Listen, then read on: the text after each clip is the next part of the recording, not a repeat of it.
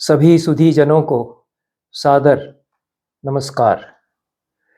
हिंदी की 4 महत्वपूर्ण पुस्तकें मेरे सामने हैं। पहली पुस्तक मालवी लोक साहित्य और संस्कृति, व्रत पर्व और उत्सव के परिप्रेक्ष्य में, यह इस किताब का शीर्षक है। लेखिका इसकी डॉक्टर सुदामा सखवार हैं। यह पुस्तक है। सुदामा इस नाम से भ्रांति हो सकती है कि यह कोई पुरुष हैं, पर ये एक महिला हैं, हिंदी की प्राध्यापिका हैं सुदामा सखवार। मुरैना में इनका जन्म हुआ है, मध्य प्रदेश में। हिंदी से एमए और पीएचडी उपाधियां इन्होंने विक्रम विश्वविद्यालय, जो संप्रति सम्राट विक्रमादित्य विश्वविद्यालय कहलाता है, वहाँ से प्राप्त की और उच्च शिक्षा संस्थानों में संकाय सदस्य के रूप में अध्यापन ये कर रही हैं। अक्षर वार्ता श्रेष्ठ अध्येता सम्मान, शिक्षक सम्मान Lal Bahadur Shastri institute of technology and management Indore, इन 2 सम्मानों से विभूषित हैं। इस समय प्राध्यापिका हैं महर्षि पाणिनि संस्कृत एवं वैदिक विश्वविद्यालय उज्जैन में, और उज्जैन में ही निवास करती हैं। मालवा की लोक संस्कृति, लोक साहित्य इस पुस्तक का विषय है। विशेष रूप से जो मालवा के व्रत पर्व और उत्सव हैं, और बहुत अच्छी जानकारियाँ और लेखा जोखा मालवा के व्रतों, उत्सवों और पर्वों का लेखिका ने प्रस्तुत किया है। यह पुस्तक अक्षर वार्ता पब्लिकेशंस 43 वीर सागर द्रविड़ मार्ग उज्जैन से प्रकाशित है 2023 में। 126 पृष्ठों की कुल पुस्तक है। 250 रुपया इसका मूल्य है। हर क्षेत्र के, हर अंचल के अपने कुछ विशिष्ट रीति रिवाज, प्रथाएं, व्रत पर्व हुआ करते हैं, और राजस्थान, मालवा, ये अंचल तो अत्यंत ही सांस्कृतिक दृष्टि से, लोक साहित्य, लोक संस्कृति की दृष्टि से संपन्न हैं। और पहली बार मालवा के हर समुदाय द्वारा मनाए जाने वाले सांस्कृतिक, धार्मिक और सामाजिक उत्सवों का लेखा जोखा लेखिका ने यहाँ इस पुस्तक में प्रस्तुत किया है। यह उपादेय सामग्री है, और इसमें मालवा और मालवी की ऐतिहासिक पृष्ठभूमि, मालवा की भौगोलिक स्थिति, मालवा का सामाजिक और आर्थिक परिवेश, मालवी और उसकी उपबोलियों का परिचय, यह पहले अध्याय में इतने विषय रखे गए हैं। फिर लोक साहित्य और संस्कृति का विवेचन दूसरे अध्याय में है। फिर व्रतों का स्वरूप सैद्धांतिक विवेचन की दृष्टि से किया गया है तीसरे अध्याय में। फिर ऋतुओं के अनुसार जितने भी व्रत पर्व और उत्सव होते हैं मालवा के लोक साहित्य में वर्णित हैं, वसंत के, ग्रीष्म के, वर्षा के, शरद, हेमंत और शिशिर के, उनका विवरण दिया गया है। फिर संस्कार जितने मालवा में होते हैं उनका परिचय 5वें अध्याय में देते हुए खान पान, रहन सहन, रीति रिवाज, लोक देवता, लोक विश्वास, इनका परिचय इसमें दिया गया है। मालवा के अपने विशिष्ट जो उत्सव हैं उनका पृथक से परिचय दिया जाना चाहिए, पर जितने उत्सव अन्य अंचलों में, अन्य प्रदेशों में प्रचलित हैं, उनकी एक विशिष्ट रीति उनको मनाने की यहाँ है, उसका परिचय अवश्य इस पुस्तक से मिलता है। करवा चौथ व्रत है, आंवला नवमी है, देव उठनी 11 जिसको कहते हैं, देव प्रबोधिनी, कार्तिक पूर्णिमा, हरियाली अमावस है, हरतालिका तीज है, दगड़ा चौथ, ये विशिष्ट कुछ व्रत हैं। और अमकारी आठे, तेजादशमी इत्यादि कुछ मालवा के जो अपने त्योहार हैं, और अनेक त्योहार और अनेक व्रत उत्सव आदि हमारे धार्मिक अनुष्ठानों से जुड़े हुए हैं। गुड़ी पड़वा है, और दश माता की कथा है, दश माता का विशेष स्वरूप है, उसका भी परिचय यहाँ दिया गया है। गणगौर उत्सव मालवा का खास उत्सव है, बड़ी संपन्न परंपराएं इसके गीतों और नृत्यों की है, उसके गीत भी यहाँ दिए गए हैं। और हनुमान जयंती के अवसर पर गाए जाने वाले जो गीत हैं उनका भी यहाँ पर उनको भी उद्धृत किया गया है। कुल मिलाकर के लोक संस्कृति लोक साहित्य के अध्येताओं के लिए यह पुस्तक उपादेय है। और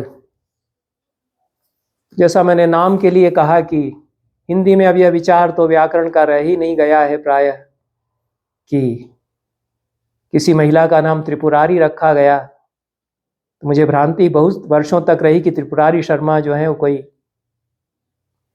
प्रख्यात नाट्य निर्देशक हैं। उनके नाट्यों की बहुत चर्चा में पढ़ता था, देखता था, लेकिन त्रिपुरारी हो तो किसी महिला का नाम वहाँ पर है। हम जो संस्कृत व्याकरण के कुछ जानकार हैं उनको थोड़ा सा विचित्र लगता है कि सुदामा, त्रिपुरारी, ये महिलाओं के नाम क्यों दिए जा रहे हैं, पर ये सब हो रहा है। अच्छा है, नामों में कम से कम लिंग भेद समाप्त हो रहा है। फूल तो खिलेंगे ही। शशिकला त्रिपाठी का यह कविता संग्रह है और शेष किताबें जो 3 मेरे पास हैं, मेरे सामने हैं, ये कविता की हैं। शशिकला त्रिपाठी काशी में रहती हैं, वरिष्ठ आलोचक, विमर्शकार, कवि, कहानीकार और शिक्षाविद वे हैं। हिंदी विभाग VCW काशी हिंदी विश्वविद्यालय वाराणसी में वे अध्यापन करती रही हैं। वहाँ की आचार्य और अध्यक्ष भी वे रही हैं। यह जो महाविद्यालय है VCW जे कृष्णमूर्ति फाउंडेशन के द्वारा संचालित महाविद्यालय है, जो राजघाट फोर्ट वाराणसी में स्थित है।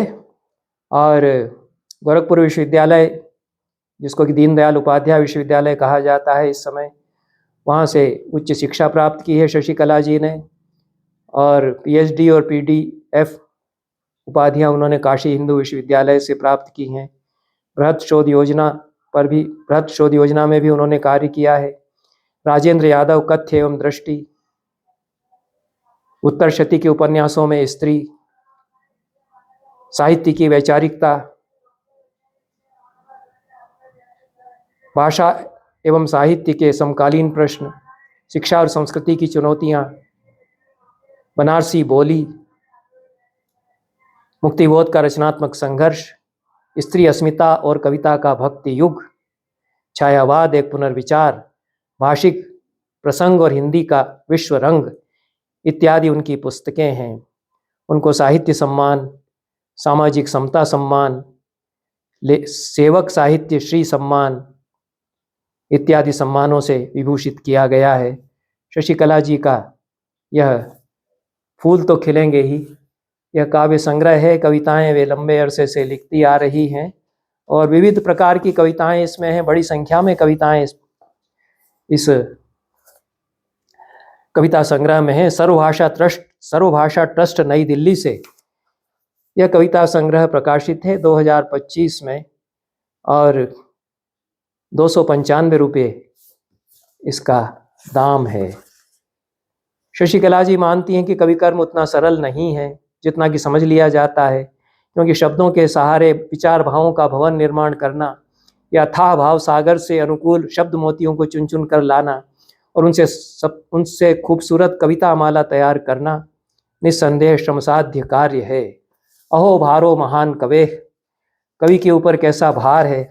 हमारे यहाँ आचार्य भी कहते हैं और कवि को क्या क्या साधना करनी चाहिए इस पर भी चर्चा हमारे आचार्य करते हैं। शशिकला जी अपने को उस परंपरा से जोड़ती हैं और 83 कविताएं उनके इस कविता संग्रह में संकलित हैं।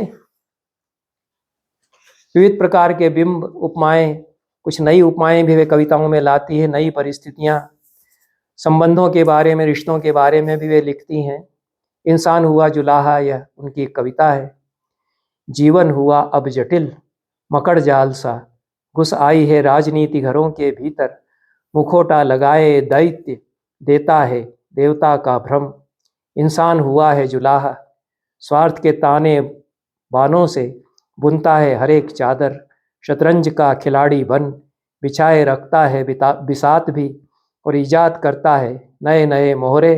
धर्म और भाषा के जरिए बदलता है मानचित्र तक।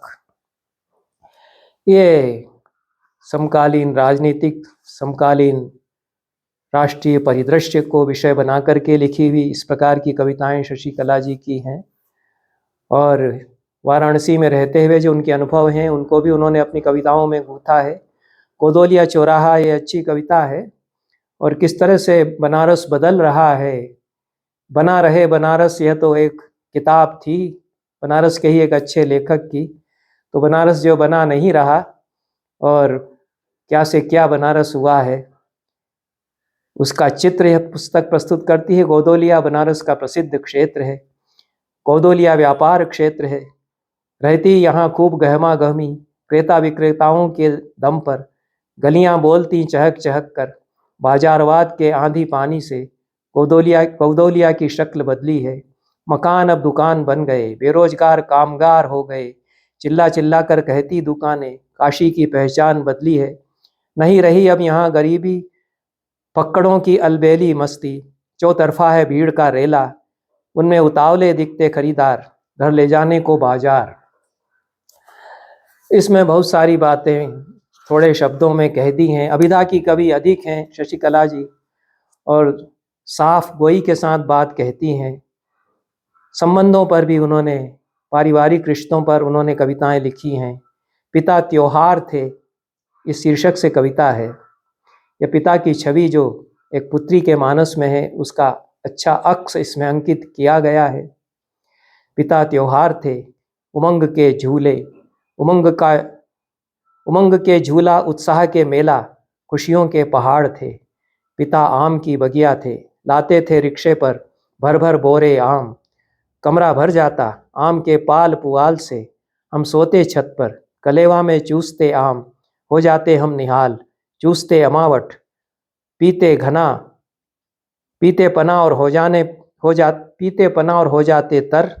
गर्मी की दोपहरी बीतती खेल में, लूडो शतरंज या कैरम, पिता को प्रिय थे बुद्धि खेल। ये इस प्रकार की कविताएं शशिकला जी ने जीवन के नाना पक्षों पर लिखी हैं। कैमरे में कैद मृत्यु पर भी वे लिखती हैं। भारतीय लोकतंत्र पर वे लिखती हैं। अन्याय जिधर है उधर विजय, निराला का यह वाक्य लिख करके वे कविता लिखती हैं, जिसमें विद्योत्तमा को भी याद करती हैं और परंपराओं को भी कविता में उतारती हैं, आधुनिकता को पहचानती हैं। यह शशिकला जी का काव्य संग्रह, इससे अधिक इस पर और कुछ कहने की आवश्यकता मैं नहीं अनुभव करता, क्योंकि और बहुत बड़ा आकार में ही पुष्ट नहीं बल्कि अत्यंत महत्वपूर्ण कविता संग्रह मेरे सामने है। यह विनय दुबे की संपूर्ण कविताओं का संग्रह है, और राधा कृष्ण प्रकाशन से यह प्रकाशित हुआ है इसी वर्ष। विनय दुबे हमारे समय के एक चर्चित कवि रहे हैं, नाटककार भी वे हैं, और 1942 में गांव जमानी, जिला होशंगाबाद, मध्य प्रदेश में उनका जन्म हुआ था। इटारसी में प्रारंभिक शिक्षा हुई। बनारस हिंदू विश्वविद्यालय से उच्च शिक्षा और पीएचडी की उपाधि उन्होंने प्राप्त की। शिक्षक के रूप में भी उन्होंने कुछ वर्ष कार्य किया। भोपाल के महाविद्यालय में 1970 से अध्यापक रहे, 2003 में सेवानिवृत्त हुए। कविता की उनकी 7 पुस्तकें प्रकाशित हैं। कविता संग्रह महामहिम चुप हैं, सपनों में आता है राक्षस, खलल, कैसे मैं कहूँ जैसे कहे नीम, तत्र कुशलम, फिलहाल यह आसपास, भीड़ के भव सागर में। इतने 7 कविता संग्रह उनके प्रकाशित हुए थे, और यह समग्र कविताओं का संग्रह है, जिसमें कि उनकी अनेक अप्रकाशित कविताएं भी सम्मिलित की गई हैं। और उनका एक काव्य नाटक है, 2 कदम 2। यह परिचय दिया गया है जितना उनका मिला। उनका एक नारायणपुर काव्य नाटक है, जिसको मैंने ही छापा था, नाट्यम पत्रिका जो मैं निकालता था, उसमें विनय दुबे ने भेजा था। उनसे वर्षों तक संबंध रहा। सागर भी उनका आना हुआ, और पत्र भी मुझे वे लिखते थे। नाटक मैंने उनका छापा, इससे बड़े संतुष्ट हुए थे, और उनके कहने पर उसकी पुस्तकाकार प्रतियां भी मैंने निकाल कर उनको दी थी। महत्वपूर्ण नाटक है नारायणपुर। वो अपने ढंग का मार्मिक नाटक है, क्योंकि छत्तीसगढ़ के बस्तर अंचल के गांव नारायणपुर में एक अत्यंत ही दुखद घटना हुई थी। उस पर दर्दनाक नाटक नारायणपुर नाम से विनय दुबे ने लिखा था। कवि नाटककार इतिहास को प्रस्तुत करते हैं, इतिहास की एक व्याख्या प्रस्तुत करते हैं। राजनीति और इतिहास जो बेरहमी से घाव मानवता को देते हैं, जो चोट पहुंचाते हैं, उसका दस्तावेज भी, उस पर मरहम लगाने का काम भी कवि करते हैं। प्रखर मेधा के कवि और नाटककार विनय दुबे रहे हैं। कई सम्मान और फेलोशिप उन्हें प्राप्त हुई। मुक्तिबोध फेलोशिप, नागार्जुन सम्मान, माखनलाल चतुर्वेदी पुरस्कार, शिखर सम्मान, सीनियर फेलोशिप साहित्य अकादमी। दुर्भाग्य से जल्दी हमें छोड़कर चले गए। 4 दिसंबर 2007 को उनका निधन हुआ। राजेश जोशी ने बहुत अच्छी भूमिका इस किताब की लिखी है। मेरे लिए वहाँ से शुरू होती है कविता इस शीर्षक से। और चूंकि वे लंबे समय तक विनय दुबे से परिचित रहे हैं, संबंध रहे हैं, उनकी स्मृति के साथ में विनय दुबे की कविताएं उद्धृत करते हुए राजेश जोशी ने उनके संबंध में जो गिरधर राठी की पंक्तियां उद्धृत की हैं, वे विनय दुबे क्या है कवि के रूप में, ये हमें बताती हैं। मेरा दिन राशन की दुकान की पंक्ति में डूबता है, तुम्हारा दिन सूखे की यातनाओं को सहते सहते। मैं अपने भूखे बच्चों की एक दूर न होने वाली लाचारी बन गया हूँ। अपने घर में छत देखते हुए कश्मीर से कन्याकुमारी तक तन गया हूँ। छोटा बीनू उनकी एक कविता है। छोटा बीनू तब से ही उदास रहने लगा था। वह जान गया था कि बेमानी बेमानी है, क्योंकि वह देश के हर कोने में है। झूठ की भाषा और बात के सहारे प्रत्येक दुख में रोने में है। आदमी का दर्द अब केवल आदमी होने में है। बहुत सारे बीभत्स और भयावह चित्र समकालीन जीवन के विनय दुबे अंकित करते हैं। और बीभत्स को मूल रस जो माना है भरत मुनि ने, वह बीभत्स किस तरह से हमको झंझोड़ता है, उद्वेग जगाता है, फिर अंत में मुक्ति तलाशने के लिए हमको प्रेरित करता है। बीभत्स का एक अलग सौंदर्य शास्त्र है। रामकली भंगन या कई अन्य कविताएं जो संकलित नहीं हो पाई विनय दुबे की, वे यह घिन पैदा करना कविता के द्वारा, यह एक बड़ा कार्य है जो आज का कवि करता है।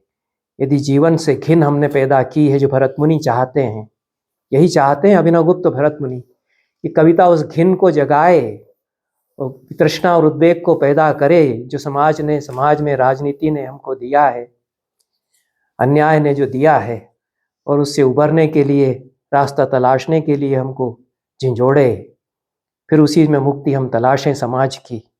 ये हमारे आचार्य भी चाहते हैं। रामकली भंगन पर लिखते हैं विनय दुबे, मनसाराम बसोड़ पर वे लिखते हैं, और मनसाराम बसोड़ में राजेश जोशी कहते हैं कि विनय सिर्फ एक शब्द के हेरफेर से शोषित पीड़ित जातियों में बहुत धीमे से ही सही पर आ रहे स्वभावगत परिवर्तनों की ओर संकेत करते हैं। इस कविता की अंतिम पंक्तियों को इस खूबी के लिए थोड़े धैर्य के साथ पढ़ा जाना जरूरी है। पर मनसाराम दुखी है अपनी बीमारी पर। वह जानता है उसके बाप दादा अपनी बीमारी पर दुखी नहीं होते थे कभी। मनसाराम को दुख है, पर ये जिस तरह से तस्वीर बदलते हुए समाज की, समाज में बदलती हुई चेतना की, समाज में व्याप्त घिन की अंकित करते हैं विनय दुबे, और एक कवि के रूप में अलग और अनोखी उनकी पहचान बनती है। जो अंदाजे बयां है विनय दुबे का, निश्चित रूप से वह अनूठा और अनन्य है। अभिव्यक्ति का उनका जो तरीका है, और एक कवि के रूप में स्वयं को किस तरह से परिभाषित करते हैं, यह तो उनकी जो पहली कविता यहाँ पर है उसी से समझा जा सकता है। मेरे लिए कतई जरूरी नहीं रह गया है कविता लिखना, अलग दिखना भीड़ में, क्योंकि अब मैं कहीं से आदमी हो रहा हूँ, ढो रहा हूँ अपने माँ बाप और भाइयों को। इनमें एक लड़की भी जुड़ी है जो केवल लड़की है मेरे लिए। वह खूबसूरत नहीं है, अक्लमंद भी नहीं है, किंतु उसका साथ मेरे लिए उतना ही जरूरी है जितना जब इच्छा हो सड़क पर चहलकदमी कर लेना।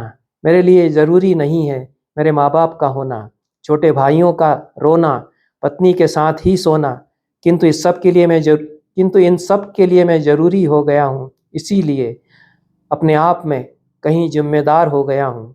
जहाँ मैं टूटता हूँ, यहाँ मैं न टूटता हूँ, न जुड़ता हूँ, न चीखता हूँ, न चिल्लाता हूँ। अक्सर चुप रहता हूँ, अक्सर बोलता हूँ। अपने इस चुप रहने में केवल मैं रहता हूँ और मेरे बोलने में केवल मेरे बूढ़े माँ बाप और छोटे भाई और पत्नी रहते हैं। यहीं मैं आदमी होता हूँ। ये अपने आदमी होने की पहचान और अपने आदमी होने को परिभाषित जिस भाषा में किया गया है वो विनय दुबे खरे कवि हैं, खरी खरी कहने वाले कवि हैं। यह कविता बताती है। सारी कविताएं इसी रवानगी के साथ लिखी गई हैं। उनके रंग अलग अलग हैं, उनके जीवन के क्षण अलग अलग हैं। महोदय जी, निवेदन है, इस शीर्षक से कविता है जो अपने अध्यापकीय जीवन की भी कुछ छाप लिए हुए है। सेवा में प्राचार्य जी महोदय, निवेदन है कि मुझे आज के दिन की छुट्टी मंजूर करें कि मैं सड़क से गुजरते हुए वसंत, रंगारंग उत्सव और आम के बोर देखना चाहता हूँ। यह जो आधुनिक जीवन की आपाधापी भाग दौड़ और उस सब में संवेदनाओं का गुम होना, उनको ढूंढता हुआ कवि इन कविताओं में हम देखते हैं। देश में शीर्षक कविता है जो अच्छी कविता है। देश में वहाँ क्या हो रहा है, यहाँ क्या हो रहा है, वहाँ क्या हो रहा है, वहाँ खून कत्ल हो रहा है। वहाँ खून कत्ल में क्या हो रहा है, वहाँ खून कत्ल में प्रजातंत्र हो रहा है। वहाँ प्रजातंत्र में क्या हो रहा है, वहाँ प्रजातंत्र में देश हो रहा है। वहाँ देश में क्या हो रहा है, वहाँ देश में धर्म हो रहा है। वहाँ धर्म में क्या हो रहा है, वहाँ धर्म में दंगा हो रहा है। वहाँ दंगे में क्या हो रहा है, वहाँ दंगे में खून कत्ल हो रहा है। वहाँ क्या हो रहा है। ये कविता जो बहुत कुछ कह देती है, थोड़े से शब्दों के हेरफेर में, बहुत थोड़े से शब्दों में, जो हमारी बोलचाल की भाषा के शब्द हैं। यानेव शब्दान वयमुल्लिखामः, यानेव शब्दान वयमालपामः, तैरेव विन्यास विशेष भव्यैः सम्मोहयन्ते कवयो जगन्ति। ये तो नीलकंठ दीक्षित ने लिखा था। रोजमर्रा के शब्द जिनको हम रोज बोलते हैं, जिनमें हम रोज लिखते हैं, उन्हीं को विन्यस्त करता है कवि, लेकिन दुनिया अलग अपनी बनाता है उनसे। विनय दुबे भी यही करते हैं, लेकिन यह जो कहने का बयान का तरीका है उनका, वो उनका अलग है। सारी ही कविताएं विनय दुबे की इसी तरह की खरी कविताएं हैं।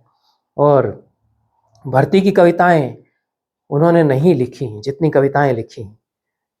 भयावह खबर के कवि भी वे हैं अनेक कविताओं में। एक दिन शीर्षक से कविता है। एक दिन हरे नहीं रहेंगे पेड़, एक दिन गूंजेगी नहीं अजान, एक दिन अंधे, एक दिन कंधे नहीं मिलेंगे मैयत को, एक दिन हर सिमत दिखेगा उजाड़, एक दिन हर सिमत दिखेगा सिर्फ उजाड़, एक दिन शहर में होगा एक गिद्ध और हम नहीं रहेंगे शहर में एक दिन। ये जो सभ्यता के विनाश की घंटी है और जहां हम आज के समय की आपाधापी में जा रहे हैं, उसकी चेतावनी कविता देती है। मेरा निवेदन शीर्षक से कविता है। मेरा निवेदन है कि आप जो करना चाहें आप करें।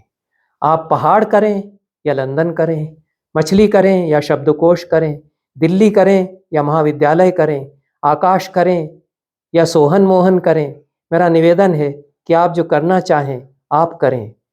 बस राष्ट्र नहीं करें, हिंदू नहीं करें, गुजरात नहीं करें। मेरा निवेदन है कि आप जो करना चाहें आप करें। कुछ धूमिल की याद आती है कुछ कविताओं को पढ़ करके, और यह जो अभिव्यक्ति का प्रकार, बिरला प्रकार हिंदी में आया, विनय दुबे ने उसको जैसे निभाया है, वो शायद विनय दुबे ही निभा पाए। चौथी किताब गीतांजलि, यह मेरे हाथ में है। अच्छी लगी गीतांजलि की कविताएं जो भवानी प्रसाद तिवारी ने हिंदी अनुवाद किया है। भवानी प्रसाद वैसे भी बहुत आदरणीय व्यक्ति रहे हमारे बीच, और उन्होंने किस तरह से क्यों गीतांजलि का अनुवाद किया है, इसका जब हम बयान देखते हैं उनकी भूमिका में, तो किताब और भी कुछ रुचिकर हो जाती है। सत्यमोहन वर्मा ने तो इसकी भूमिका लिखी है गीतांजलि की, यह अच्छी छापी है। बागेश्वरी प्रकाशन भोपाल, मायाराम सुरजन स्मृति भवन, PNT चौराहा, शास्त्री नगर, भोपाल से यह छपी है और 270 रुपया इस गीतांजलि का दाम है। कई अनुवाद गीतांजलि के हिंदी में हुए, संस्कृत में भी दर्जनों अनुवाद गीतांजलि के हैं जिनके बारे में मैं बोलता रहा हूँ। ये थोड़ा सा अलग तरह का अनुवाद है, ललित अनुवाद है, लय है, गेय भी है और सौंदर्य इस अनुवाद में है गीतांजलि का। लेकिन जिनकी प्रेरणा से भवानी प्रसाद तिवारी ने अनुवाद किया वह पठनीय है, प्राक कथन उनका। और इसके अनुगायन की एक कहानी वे बताते हैं। वे हरिविष्णु कामत को जिस तरह से याद करते हैं, और हरिविष्णु कामत अपने ढंग के बड़े निराले ही व्यक्ति थे, और कुछ क्या वो बोलते थे, किस तरह से उनकी सारी भंगिमाएं जिस तरह से भवानी प्रसाद तिवारी बताते हैं, और कैसे उनके कहने से कविता फूटी, भवानी प्रसाद तिवारी की गीत फूटे, और कैसे फिर गीतांजलि उन्होंने लिखी।